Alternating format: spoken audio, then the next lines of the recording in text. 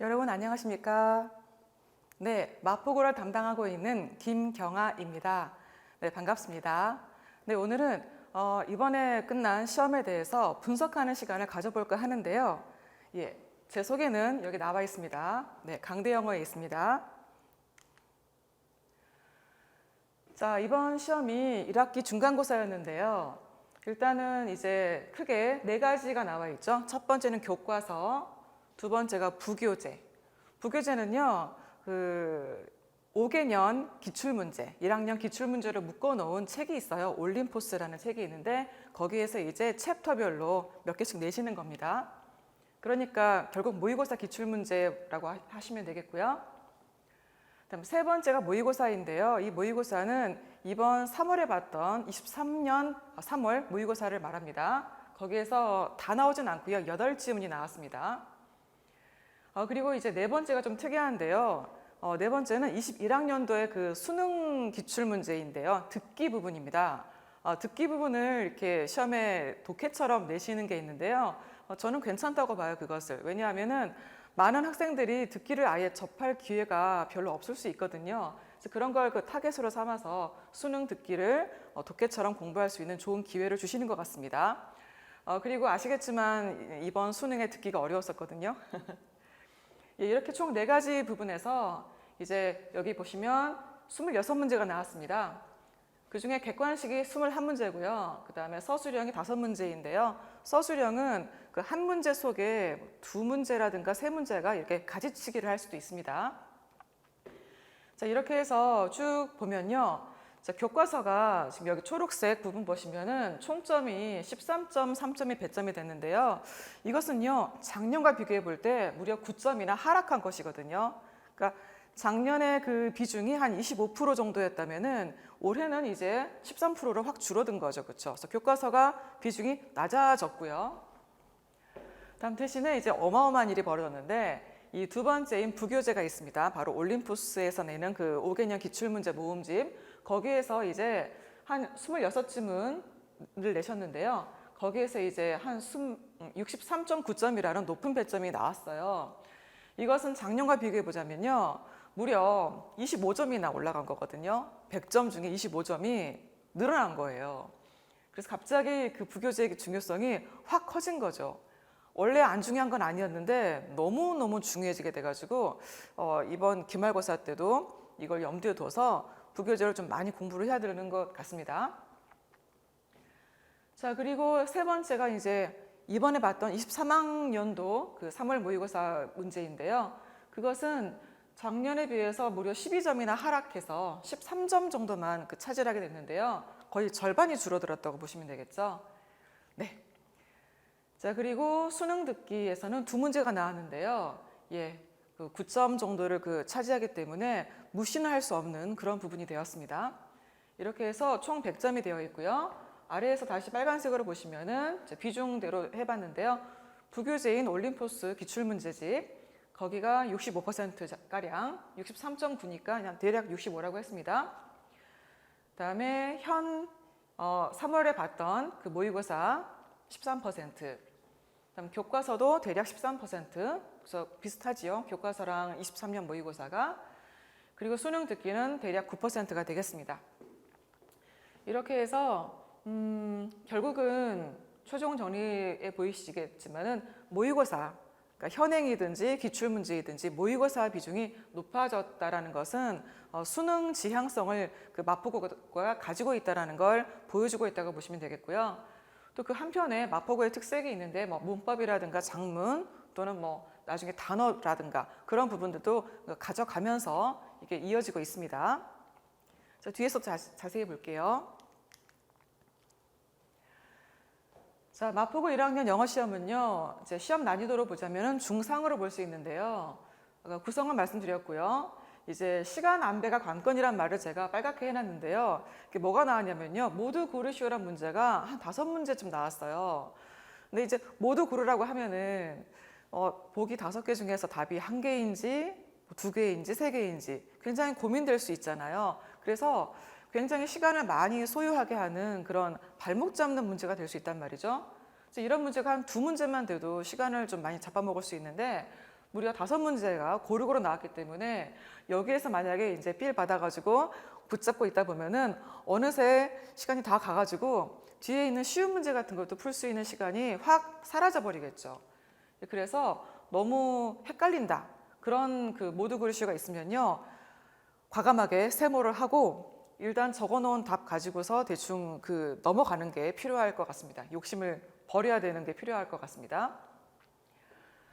자, 그리고 그 밑에 방대한 모의고사 내용. 아까 올림포스라는 부교재 그것과 그리고 현행 모의고사 그 개수를 보면요 거의 굉장히 많거든요. 그래서 이 내용을 반복해서 숙지를 하고 있어야지 나중에 이제 수능형으로 나오는 순서별 문제라든가 뭐 내용 파악 문제라든가 맞힐 수가 있고요. 그거 이외에 이제 암기해서 하는 기출문제 그 장문이라든가 문법 고치기도 커버가 될 수 있습니다. 다음 주요 문장은요. 장문 가능해야 되는데요. 주요 문장은 학생들이 알긴 힘들고요. 제가 이제 열심히 연구를 해가지고 이런 사항이 있으니까 이것은 꼭 나올 것 같다라는 문장들을 제가 몇 개 짚어줄 거예요. 그런 것들을 잘 표시를 해두고 반복해서 장문을 복습을 해야 되겠습니다. 자, 그리고 객관식은요. 그 숙달된 내용을 전제로 하에서 신속하고 정확하게 풀어야지 시간 안배가 되겠습니다.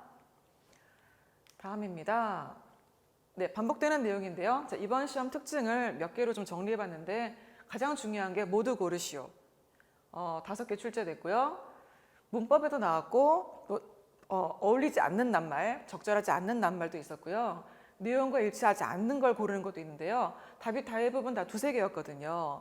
이게 진짜 사람 피말리게 하는 그런 문제였고요. 결론은 정확히 알아야지 맞히기 때문에 공부를 좀 꽤 했어도 여기에서 틀릴 수도 있고요. 그렇습니다. 네, 시간 안배 주의합시다. 자, 다음은요. 다음은 제가 이제 실제 시험지를 한번 보여드리는 건데요. 저 위에 문제가 다음 밑줄 친 부분 중 어법상 틀린 것을 모두 고르시오이잖아요. 일단 모두라는 말을 놓치는 친구들은 하나만 골라오게 되어 있거든요. 그래서 문제를 문제시하라. 문제를 문제시하라. 문제 잘 보시고 모두 골랐는데요. 답은 3개입니다. 지금 답이 2개로 학교에서는 정답이 나왔는데요. 오답이더라고요. 이 4번도 포함을 해야 합니다. 이 친구 맞힌 거죠, 그러면. 문제 많네요. 다음 글의 밑줄 친 부분 중 문맥상 낱말의 쓰임이 적절하지 않은 것을 모두 고르시오. 자, 수능에서는 이렇게 낱말 뭐 적절하지 않은 거 하나만 고르면 되는 거잖아요. 그런데 여기는 모두 고르라고 돼 있고 개수가 안 나와 있거든요. 답은 이렇게 3개였습니다. 힘들겠죠. 2개 골랐는데 하나 못 맞춰서 하면 좀 짜증나겠죠. 네, 이것은 다음 글의 내용과 일치하지 않는 것을 모두 고르시오인데요. 그 내용이 다 바삭하게 있는 전제 하에서 바로 문제를 풀어줘야 되겠죠. 읽고 있으면 안 됩니다. 내용 변조는 없으니까요. 내용은 그대로 나옵니다. 글씨는 좀 내용 바꿀 담는 그릇은 바꿀 수 있어도 내용은 똑같습니다. 답은 2개였고요. 네. 자, 이제 모두 고르시오를 지나가서 2번째를 볼 텐데요. 바로 2번째 특징은요. 문법에 대한 그런 비중이 높다는 건데요. 틀린 문법을 고른다거나, 즉 객관식으로 또는 고치는 것, 서술형으로. 자, 그런데 밑줄이 나와 있지가 않아요. 이게 문제거든요. 보통 밑줄 몇 개 주고 나서 다음 중에서 골라라라고 하면 좋을 텐데 이게 없어요. 아무것도. 자, 이건요. 그 소스가 교과서 뒤에 나와 있는 문법이거든요. 디스커버리 그래마라는 섹션인데 거기에서 이제 문장들을 다 추려가지고 이렇게 내신 거예요. 이것도 이제 학생들하고 많이 연습을 했던 부분인데요. 많이 했던 친구들은 이렇게 쉽게 풀 수 있었을 것이고요. 대충 봤던 친구들은 이제 뜻을 안다고 해서 문법이 따라오는 건 아니거든요. 문법은 좀 꼼꼼하게 하나하나 따박따박 봐야 되기 때문에 모두 묶인 것은 바로 나, 마, 바 이렇게 3개가 되겠네요. 2개짜리도 있고 4개짜리도 있고 헷갈리겠죠? 다음 가겠습니다. 예, 이것도 서답형과 객관식 서답형이 2개 들어있네요. 자, 이 글은요, 위에 보면은 보이시겠는지 모르겠는데, 위에 장문 문제가 좀 있어요. 있고 나서 밑에는 나라고 되어 있는데요. 윗글에서 어법상 잘못 사용된 곳 3곳을 찾아서 좀 친절하네요. 바르게 고쳐라인데요. 밑줄은 없습니다. 밑줄이 없기 때문에 열심히 찾아야 되거든요. 그래서 따박따박 다 보다 보면요, 이 친구는 잘 맞췄어요. 여기 세 군데를 잘 찾아가지고 했습니다. 아, 두 군데 맞췄군요. 한 군데는 네, 저기 어딘가에 숨어 있습니다. 넘어가 볼게요.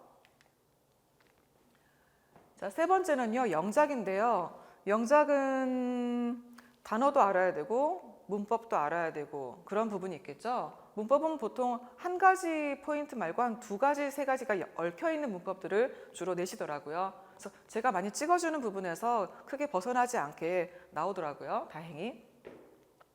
영작은 단어 일부를 주고 영작하기, 즉 영단어 몇 개를 주고 나서 살을 붙여라. 그리고 어떤 단어들은 활용해라. 보통 동사들을 활용하겠죠. 그렇게 해서 이제 실수를 유도할 수 있는 부분이 있고요. 자, 이것의 소스는요, 아까 보셨던 수능 듣기입니다. 수능 듣기이지만은 거기에서 이제 한 화자가 쭉 얘기하는 담화문이 있어요. 그것을 독해처럼 만들어서 문법 시험을 내신 거거든요. 되게 재미있죠? 수능 듣기에서 지문을 데리고 와가지고 문법 시험으로 낸 거예요. 네. 자, 그리고 그것은 번개를 볼 가능성이 낮다는 개념을 표현한다. 이것은요, 콤마 위치라는 계속적 용법 관계사하고, 그다음 그것이 선행사가 앞내용 전부일 때는 단수 취급해야 되기 때문에 아래 답이 안 보이시겠지만 콤마 which expresses, expresses에 es를 안 붙이면 안 됩니다. The idea that blah blah. 자, the idea라는 추상명사 뒤에 that은 동격 접속사거든요. 그래서 이 that 뒤에는 완전한 절이 붙어야 되는데요. 뭐뭐 할 가능성이 낮다라는 말을 자, it is unlikely to see lightning 이렇게 쓴 거거든요. 그래서 위에 있는 이 아래에 있는 보기에서 필요한 말들을 잘 데리고 오고 그리고 활용해가지고 해야 하는 그런 작문 문제가 되어 있습니다. 그리고 아까 지나쳐왔던 부분 좀 거슬러 가볼게요. 아까 이거 봤던 지문인데요. 이 윗부분에 Some experts estimate that we what communicate as done much half is of. 이게 괄호 속에 있는 말이고 이게 재료예요.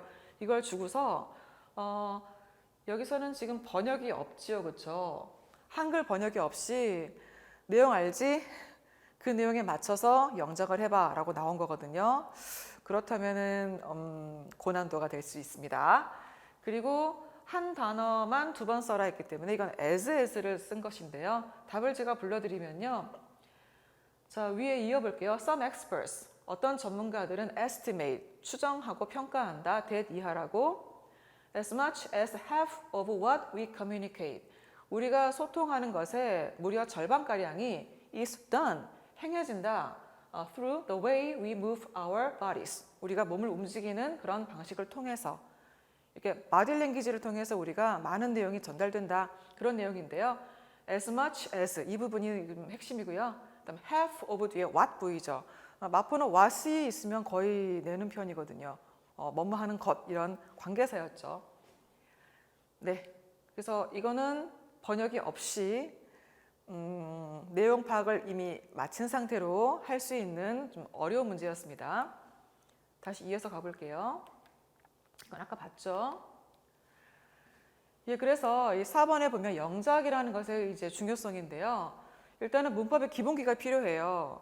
문법은 중3부터 쭉 공부해온 바가 있잖아요. 그래서 고1 때 딱히 뭐 더 배워서 한다기보다도 이미 알고 있는 것을 그냥 본인이 다 표현을 해야 되는 부분이 있어요. 그래서 기본기가 많이 필요하고요. 이번 마포 1학년에 나온 그 문법의 포인트를 쭉 정리해 보니까 도치가 잘 나왔거든요. 도치는 1, 2학년 모두도 잘 나오고요. 그다음 부정사, 투부정사, 그다음 수동태는요. 1, 2, 3학년 모두 최고의 애정 아이템입니다. 그리고 시제가 나왔는데요. 뭐 현재냐 과거냐 그런 부분도 동사에서 표현돼야 되잖아요. 이게 실수를 유발할 수 있거든요. 다음 분사가 있는데요. ing냐 pp냐 이렇게 해서 이번엔 능동분사가 시험에 나왔었고요. 그다음 오형식의 목적격 보호 자리에는요. 여러 가지가 오는데 특히나 부사가 아니라 형용사가 오는 거 그런 부분도 이번에 나왔습니다. 그래서 굉장히 방대한 부분이 고루고루 나왔습니다. 자, 다섯 번째 특징은요. 자, 본문 변조가 한 개 나왔습니다. 그러니까 본문에 있는 그 내용에서 똑같은 글씨가 아니라 다른 단어로 바꿔치기 한 거죠. The main character 하면은 그 주요한 그 등장 인물인데요. 이것을 영어로 protagonist라고 할 수 있거든요. 근데 이 단어가 이제 보기에 1, 2, 3, 4, 5 보기에 제시가 돼가지고 그게 답이 된 거거든요. 자, 그렇다면은 protagonist는 평소에 알고 있거나 내신 때 동의어라고 짚어놨거나 그렇게 공부가 되어 있어야 돼요. 평소에 단어가 되어 있으면 훨씬 유리하겠죠. 다음 change라는 단어도 replace라는 말로 바꿔서 나왔습니다. 그래서 솔루션은요, 단어력을 내신 때만이 아니라 평소에도 많이 높이고 또 그 단어에 대한 동의어나 반의어도 챙겨야 되겠습니다. 다음 볼게요. 네, 6번 한 번 더 강조드리지만 부교재 비중이 진짜 100점 중에 64점입니다. 네, 10분의 6 대박이죠. 엄청나게 작년에 비해 올랐고요. 다음 거의 40% 상승했고요. 교과서의 비중이 좀 낮아졌긴 했는데요. 이번 기말고사 때도 여기서 약간은 좀 조정될 수 있더라도 큰 틀은 안 바뀔 겁니다. 보통 중간고사 그대로 가는 편이니까요. 네, 그리고 이제 마포고등학교 특징이 이게 있어요. 1학년도 그렇고 2학년도 그렇고 영단어 쓰는 걸 내시거든요. 자, 아이들의 이제 무덤인데요. 영단어 쓰기는 시험 범위에 있는 그 여러 예문에서 그대로 그 속에 들어있는 채로 구멍만 뻥 뚫어져서 나옵니다. 보겠습니다. 현지의 시작 부분에 담당자께라는 말이 있는데요. 이거 뭐 거의 안 외우는 사람들 많을 텐데요. 저는 외우라고 시켰습니다. To whom it may concern. 자, concern은 관심을 가지게 만들다라는 동사인데요. 자, 이 사안이 관심을 가지게 만들 만한 그분께 해서 관계자분께란 말인데요. 나왔습니다. 일단 편지의 끝부분에 그 가장 존경을 담아서란 말은 뭘까요? 이 친구 틀렸네요. 바로 best regards입니다. 자, regards란 말은요, 좀 생소하겠지만요, 인사말이라는 뜻이에요. 뭔가 안녕, 잘 지내지라는 인사말을 그 regards라고 복수용어로 표현합니다. 이거 맞힌 사람들은 좀 드물더라고요. 다음 후자, the latter, L-A-T-T-E-R. 이 예문들은 지문에 있는 그대로 예문이에요. 새로운 게 아니기 때문에 본문을 충실히 외운 친구라면은 여기서 분명히 승산이 있는데요. 스펠링 틀리면 안 되겠죠. 또 까먹어도 안 되겠죠. 자, lie는 anchor, 닻을 내린다 할 때 그 닻이 나왔고요. 마는 sealed packet, 밀봉되어 있는 꾸러미인데요. 다 공부했던 부분입니다. 이게 중요한 그런 동사여가지고. 다음 성분들은 ingredients, 들어가는 재료들, 성분들입니다. 다음 마지막은 입양과 거주자들인데요. 자, adoption하고 residence가 답입니다. 그래서 이 위에 나가 좀 복병이었고요. 뜻밖의 것이 나왔으니까 나머지 것들은 다 알 수 있을 만한 것들이었습니다. 네, 그래서 마포고 1학년의 시험을 쭉 정리해보면서 관건을 살펴보겠습니다. 첫 번째는 서술형을 잘 봐야 됩니다. 자신의 머릿속에서 이제 외운 것을 많이 끄집어내야 되는 부분이라서 문법 실력과 지문 암기가 필요한데요.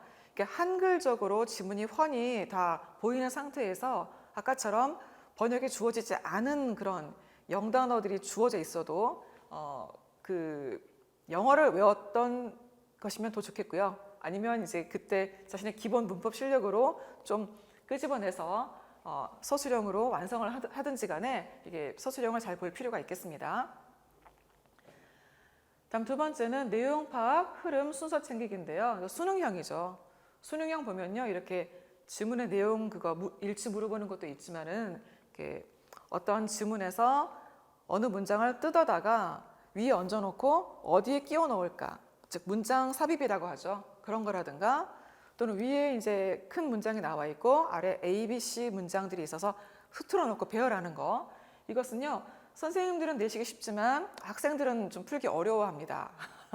그래서 일종의 그 국어적으로 내용이 훤히 보이면서 짜임새를 공부할 때 이게 필요해요.